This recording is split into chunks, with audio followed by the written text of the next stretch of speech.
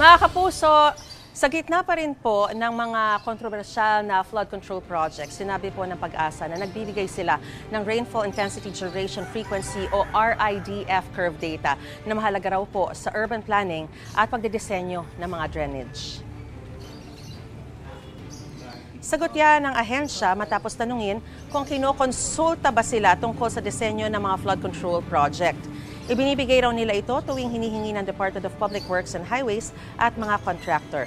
Ayon sa Pag-asa, makikita sa RIDF kung gaano kalakas, katagal at kadalas ang pag-ulan sa isang lugar. Hanggang pagbibigay ng datos lang ang sakop ng kanilang mandato. Wala na raw silang kinalaman sa disenyo o kung saan ipagagawa ang flood control project. Rainfall intensity duration frequency curve, yun po yung basehan para doon sa gagawing design. Consultants or even DPWH and contractors are actually requesting for that data set. We provide such kind of information. But we are not, of course, after providing the information, we don't know whether it was used or not.